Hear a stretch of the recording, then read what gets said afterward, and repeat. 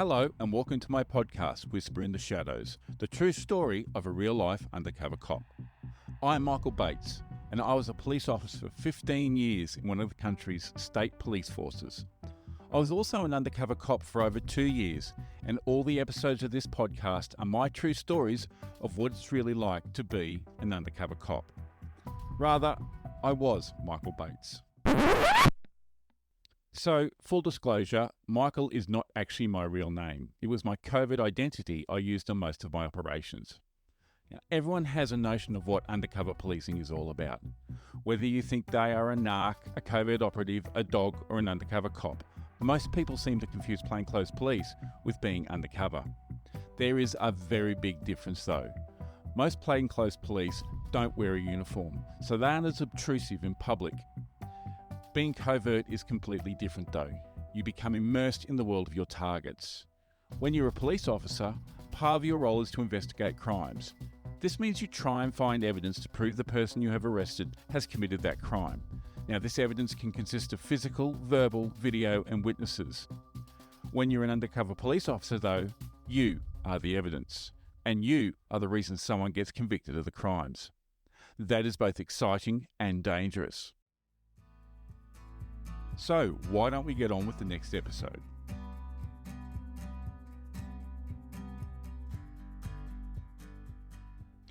Welcome back to Whisper in the Shadows podcast. I hope you're enjoying the true stories of my journey as an undercover cop.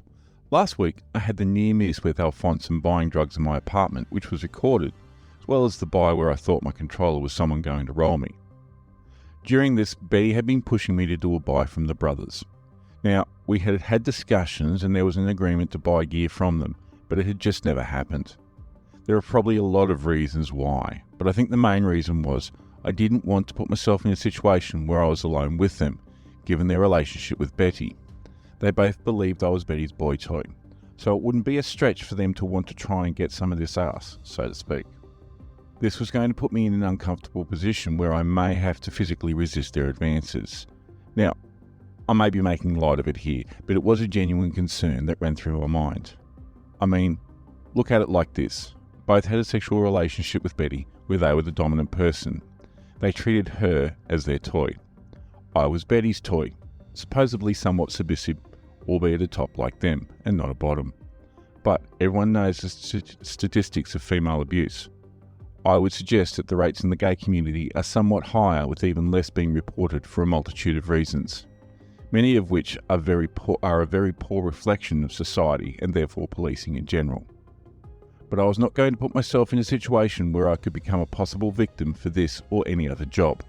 My well-being on that front was more important than catching some drug dealer. Now, early in the following week, I was at Betty's place and was discussing how I was going to buy gear from them. I decided it was going to be at her place, either with one or both of them. I explained why, and Betty just laughed it off. But there was something that said I was probably right. I didn't take it any further, but I did say she could talk to me if she wanted to. The look was enough, and sometimes you just know. Anyway, we agreed to do the buy at her place. Betty called the older brother Yakov on loudspeaker and agreed to meet him at her place the following evening. The good thing about it being on loudspeaker was I could easily record it. Recording phone conversations or any conversation was never the easiest thing to do. I have spoken about the issues of wearing tape recorders, especially placing them in your jocks, both from burns through to targets grabbing your crotch to see if you were wearing a wire. I still don't know how she knew that was where the tapes were usually hidden, but nonetheless, recording telephone calls was always the most difficult. That is because you couldn't always have your phone on loudspeaker. At the time, the law also said that a recording was inadmissible if the recording device was attached or touching the phone itself. We developed ways of being able to record telephone calls without the need to contact to the phone, but still it was very difficult to do this in the open. It was even more difficult when you're driving. Now, I know I said I wasn't going to tell you anyone else's stories, but this is one that was given as a do not try this at home example during our training, but also shows the absurdity of undercover policing. Now, allegedly there was a UC who, during his job, had a target who was actually blind. So, the UC would go to the target's house and do deals with him. Now, I'm not sure how that all worked, but he did buy a lot of drugs. This one day, he had to drive the target to his supplier to get more drugs. This was how trusted he had become. It was a relatively long drive on a major arterial highway. The UC and the target engaged in general conversation, and then the target started talking about his business and that of the larger parts of the syndicate, for want of a better descriptor, he belonged to. The UC had his trusty tape recorder in his car just in case he needed to use it on a buy at some stage. Now, in those days, these things weren't rechargeable. They ran on finite life batteries. I usually kept a packet of batteries both in my car glove box and also around my safe house. So, here they are, driving along the highway, the UC and the blind target. The UC decides, hey, this is pretty good information he's giving me, and also pretty incriminating. I should probably record it. So, he pulls out his tape recorder there in the car. As they are driving along, he is asking questions and the target is answering him. Apparently, he was actually talking into the tape and then putting it toward the target, not unlike how journos use their phones these days to record the conversation. What that must have looked like to other people on the road is anyone's guess, but he got the entire conversation recorded. He was lucky he hadn't been seen by anyone he was dealing with, because that would have been hard to explain away. Not unlike the time he was seen by another target talking on his phone. The target watched him set up the way we recorded it and then have the phone call and then take it all apart. He was asked by that target, and the UC opted off as the target must have been mistaken and given an excuse of what he really saw. I'm pretty sure that brought dealings with that target to an abrupt end. Okay, so back to the brothers. The deal was set up and Betty had decided she was going to be there, but not be there, if that makes sense. She was going to let me use her premises, but she was going to excuse herself from the actual proceedings, which was fair enough. I was going to buy half an ounce this time, just to see how the gear was, and then make regular 1 ounce buys every 3 or 4 days. Well, that was the story I'd come up with. I go home and I call my controller and tell him that the buy was set up for the following evening. That night I went home, my real home, and spent some quality time there.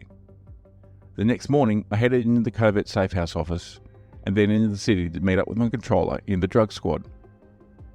My controller and I talked through the deal and all the possibilities. Now, these guys were of Eastern European descent, as in born overseas, and migrated when they were young due to the conflict in their country. They were hard men from a culture where showing you were a man was ingrained. So there was always a concern of them being violent to prove a point. And then I had my other concerns. My controller decided he would ride shotgun for this buy, and he parked nearby just in case. We got the money together, all $50 and $100 notes, photocopied and signed for. Last minute contingencies were made, then I took off home with the money for a nana nap. It was a tough life being undercover after all. Later that afternoon, I make sure everything is set up for the meet. I give Betty a call and talk her through how I wanted the buy to happen, and she was on board. I touched base with my controller, who was still in the office, and let him know that I was going to go around to Betty's at about 7 p.m. I was meeting Yakov at 7:30 and was planning on doing the buy pretty quick smart and not staying long. Well, that was what I thought the plan was, and you all know me and plans. So, I go and grab some dinner nearby to Betty's and then rock around to her place. My controller calls me as I'm arriving to say he was in the area.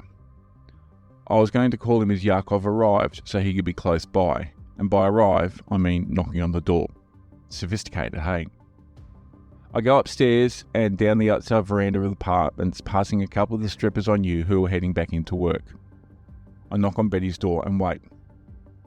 A couple of minutes later, I knock again. Now, Betty's place isn't that big, so it's not like she wouldn't have heard me, nor would she have had far to go to the door. Another few minutes pass by, and I was about to knock again when the door cracks open.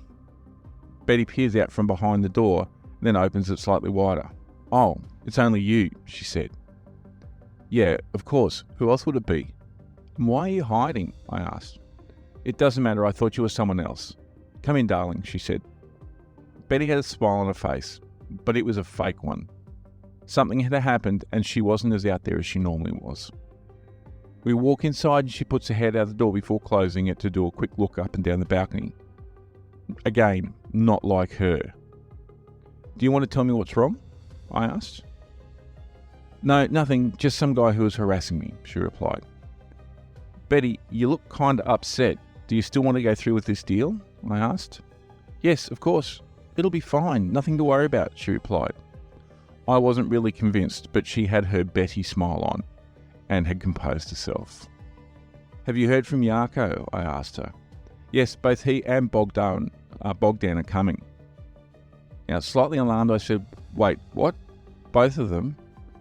That isn't what we agreed with Yarko, I said.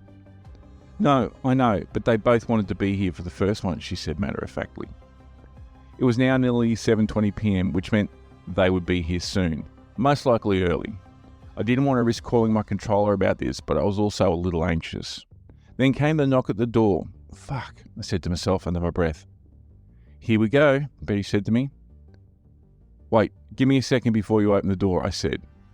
I then got out my phone and called my controller. They're here, I said. Both of the brothers. Yes, I know, I saw them arrive, my controller replied. You all good? Yeah, I will be, I said and hung up the phone.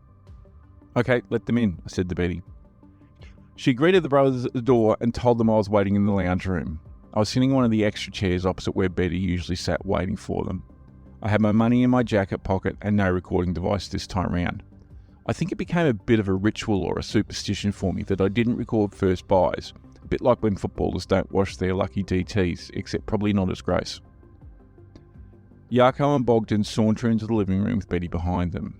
Yarko, Bogdan, I said with a nod. Michael, how are we? Yarko asked. Good. Eager to do this deal and get the gear out to my customers so they can tell me it is good and we can make this a regular thing, I said, looking him in the eyes. Let's sit at the table, it will probably be easier, I said. So, you're not going to test it? Bogdan asked. Now, this was what I wanted to try and not have happen, placating both of the brothers with my answers. One I could convince, but if the other one even slightly didn't believe me, then that was going to cause all sorts of issues, as blood is thicker than water. Now, I had never and did never try any of the product I was buying. I knew very well where that could lead both in a legal sense, i.e. in the court and allegations, as well as health-wise. How am I going to talk my way out of this one, I thought to myself. As we sat down, I eyed Bogdan up to see if I could get a measure of him. He was clearly the younger brother and probably trying to prove himself to his big brother, as happens the world over. I didn't need that shit tonight. No, I'm doing a lot of driving tonight to see customers at different clubs, so I don't want to do something and get pulled over whilst I'm holding, I said to him. You know what I mean? Seems a bit strange, Bogdan said as he sat down. How do you know Betty again? He asked. I looked at Yarko. I mean, really? We're going to do this? I said to him, ignoring his little brother. Looking at his little brother, Yarko nodded. It's all right, Betty trusts him, so should we. And there was the crux of it. Bogdan didn't trust me. An outsider who had lobbed up and woven himself into their business. I mean, he was right, of course. They shouldn't have trusted me. I was a narc, an undercover cop. But that was the game we all played, wasn't it? But the little exchange made me definitely want to get out as soon as I could. Betty excused herself and said she had something she had to do. Now, that was the plan all along, but it made me feel even more anxious. I tried not to show it and was being a little bit showy or maybe even flamboyant with them to cover it. Do you have the money? Yarko asked. I do indeed, I replied and made a show of pulling it out and unfolding it. Put it on the table in front of me. Again, if it was going to go wrong, this is when it would be, the point of exchange. Money and drugs can do strange things to rational people, let alone people who probably use a little too much of their own product. And I am hoping you have the gear, I asked. Yes, we do, Yarko said, nodding to Bogdan. With that, Bogdan produces the reason we were all there. Well, the reason I was there. They were there for the money, obviously. Bogdan had a clip-seal bag with a crystal-like powder that was a pinkish-white colour. Nice, I said. Can I jump on that? Yeah, I wouldn't too much. It is pretty good, but you want them coming back, Yarko said. I'd do maybe a third, chimed in Bogdan. Yeah, right, I said. I handed the money to Yarko, and I then had to sit there while he counted it out to make sure I had the agreed amount. It took him 2 goes to get there, but in the end, both he and Bogdan were happy. Bogdan then slid the bag across Betty's dining room table. Thanks for this, I said, as I scooped it up. A quick examination and put it straight into my jacket pocket. Well, I think I might have to get home and package this up and get out, I said to no one in particular. Why don't you do it here? Bogdan asked. Little shit, I thought to myself. He just wasn't going to let it go, was he? This is Betty's place, and I wouldn't put her in that situation, I said. But you, Bogdan started. Bogdan, enough, okay? Yako said to him. Bogdan's face looked ashen as he shut up. I think that is my cue to leave, I said. Betty, I'm going, darling, I called out. Betty had gotten changed and spruced herself up. She looked immaculate. Whatever was worrying her earlier, she had become a chameleon and put it behind her. How do we all go? She asked. I think this is the start of a good business deal, I said. I agree. I think we will be doing a lot of business together from now on, Bogdan replied. I'll walk you to the door, Betty said. I gave both Yakov and Bogdan a handshake, took Betty by the arm, and walked out of the lounge. As we got to the door, I said, You certainly scrub up all right. Are you sure everything is okay? Cheeky bugger, she replied, but yes, I'm fine, darling. Don't you worry about me. Okay, I'll call you tomorrow. And with that, I left. For some reason, my pace down the stairs was quicker than usual. I literally walked down the stairs and out to my car. I gave my controller the heads up I'd left and organised to meet him at a place on the other side of town. When we got there, we had a quick chat about what had happened during the buy and also about the fact that Bogdan was asking a lot of questions and seemed to be less convinced of who I was. My controller said that he would look into it, but the best thing to do was to call Betty the following day and find out what was said to her. If she thought there was an issue, then we would reassess then. I handed the drugs over to my controller, who then took them out to be lodged. He was quite happy because we made buys from the major targets we identified, and things were moving along. Now, I didn't think we would get much further than the brothers, and we definitely wouldn't get further than Alphonse. No one ever had. There was a possibility of picking up some other bit players, but my gut was telling me that this was who we were going to get. But you just never knew in this game. There was always a surprise twist that you never saw coming. Anyway, I headed back to my safe house and decided to have an early night. I got some amazing Chinese food from a little shop close by and settled in and watched a video. Okay, you're right. I didn't watch the video. I did have Chinese though, and just as I finished came a call that you always dreaded. Mate, the boys are going out. Are you in? Now, I could never say no to that call. That may have something to do with why I got divorced during my time in the police, or it may just be because I was a social animal. Or maybe it was because I valued the mates I had during that time, and they allowed me to decompress and tell the stories and get all the crap out of our systems. Whatever the reason, it turned into a late night at one of the favoured establishments.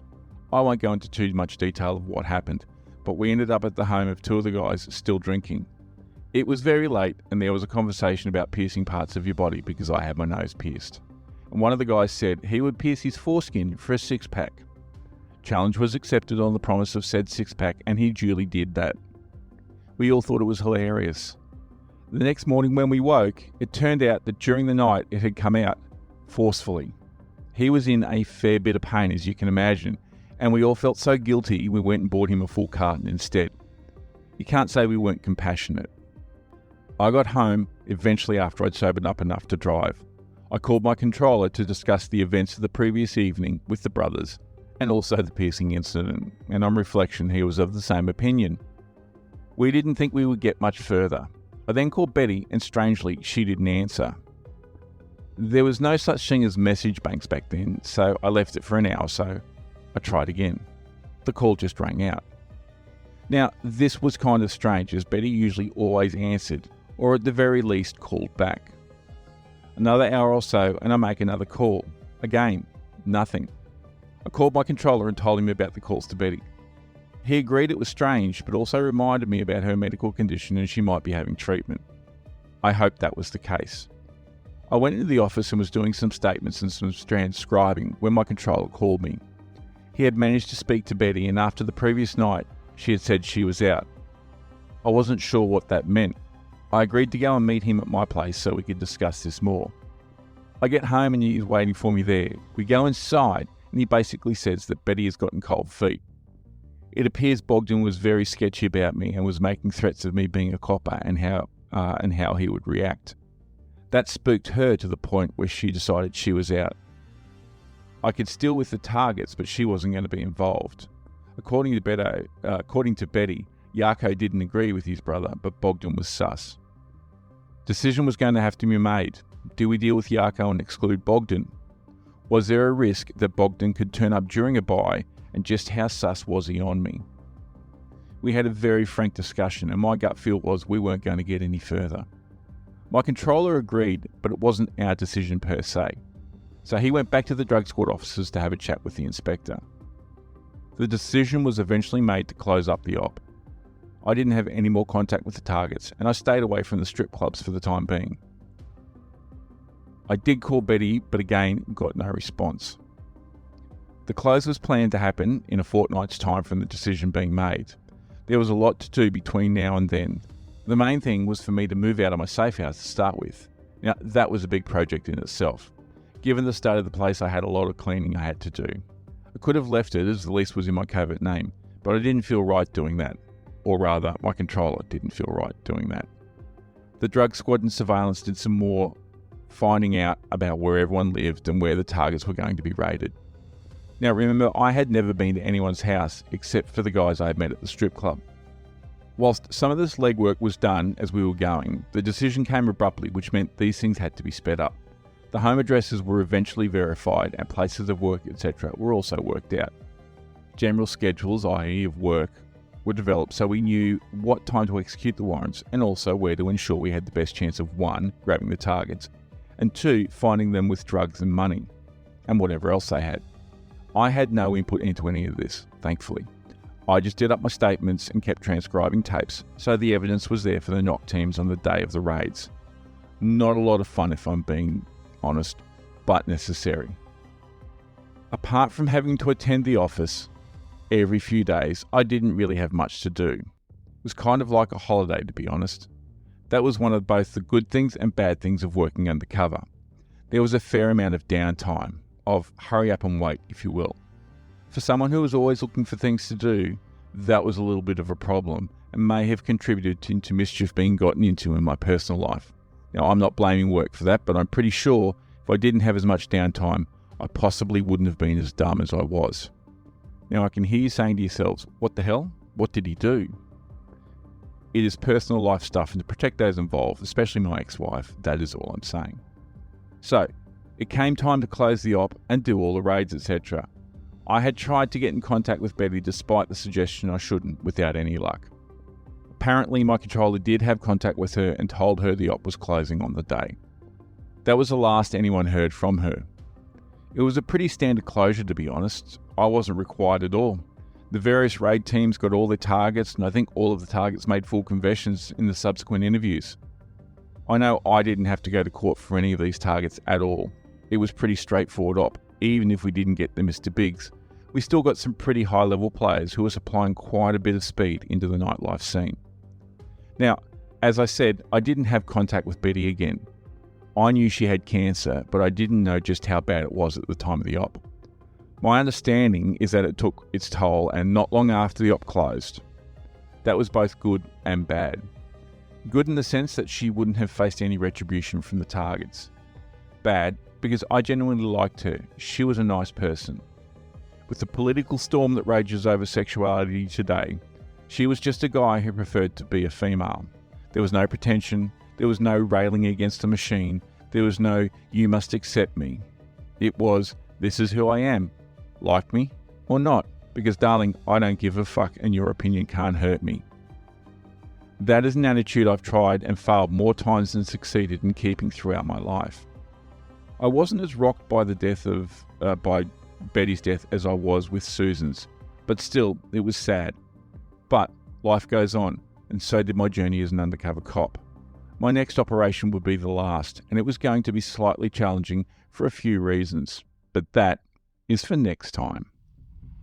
Thank you for listening to Whisper in the Shadows, my true stories of a real-life undercover cop. I hope you've enjoyed that episode. In the next one, we'll explore more exciting stories from my operations. Please make sure you subscribe to the podcast so you never miss an episode. Lastly, if you're an ex-covert operative or undercover police officer, I would love to chat to you about your experiences. Or if you're feeling dangerous, tell your stories on my podcast. Please get in contact by my email, which is whisperintheshadowspodcast@gmail.com. I look forward to you joining me next time.